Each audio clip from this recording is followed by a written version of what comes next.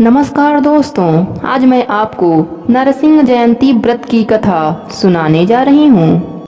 पुराणों के अनुसार प्राचीन समय में कश्यप नाम के एक राजा थे। उनकी प्राणवल्लभा का नाम महारानी दिति था। दिति से क्रमशः दो पुत्र हिरण्याक्ष तथा हिरण्यकश्यप हुए, जिसमें दूसरा पुत्र हिरण्यकशिपु राम नाम का बड़ा ही विरोधी था।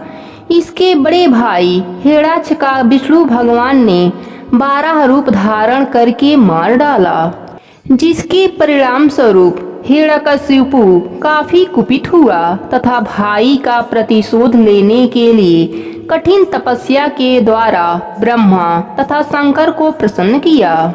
पितामह ब्रह्मा ने उसे अजय होने का वरदान दिया। वरदान के अभिमान से वह प्रजा पर अत्याचार करने लगा।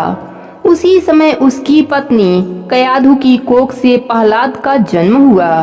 यद्यपि प्रहलाद का जन्म राक्षस के घर में हुआ था, फिर भी वह भगवत भक्त तथा पिता का विरोधी था। हिरण्यकशिपु ने प्रहलाद का मन राम भक्ति से विमुख करने के लिए करोड़ों नीतियां खेल डाली, किंतु उसके ऊपर इसका लेश मात्र भी प्रभाव नहीं पड़ा। अंत में उसने प्रहलाद को मार डालने के लिए बहुत से षड्यंत्र रचे, जैसे पर्वत की चोटी से गिराना, समुद्र में डुबाना, सांपों की कोठरी में छोड़ना, मतवाले हाथी के आगे रखना तथा अग्नि में जलाने आदि से बहुत से असफल उपक्रम किए। किंतु सत्य यह था कि जाको राखे साइया, मार सके ना कोई, बाल न बांका करी सके जो जग बैरी होय। इस प्रकार प्रहलाद का बाल बांका न हो सका। एक दिन प्रहलाद के कृत्य से आग बबूला होकर हिरण्यकशिपु ने तलवार दिखाकर पूछा, बता तेरा भगवान कहाँ है?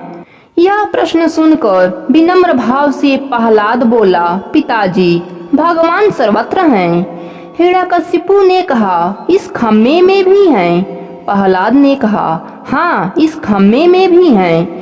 क्रोध से हिरण्यकशिपु ने खम्मे पर प्रहार किया।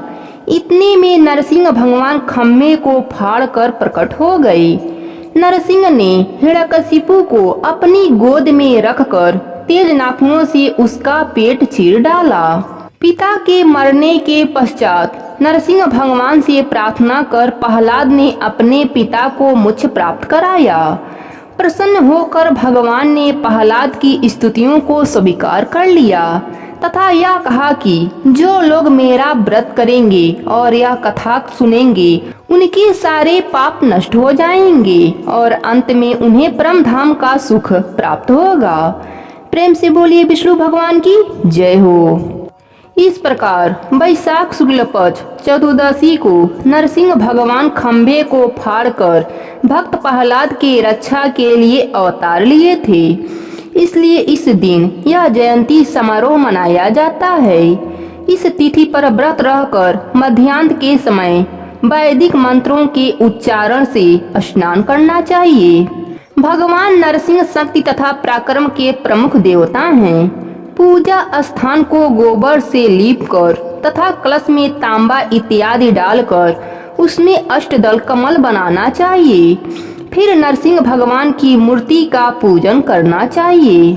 अपनी शक्ति के अनुसार गोदान, तिल, सोना तथा वस्त्र आदि का दान देना चाहिए। धन्यवाद।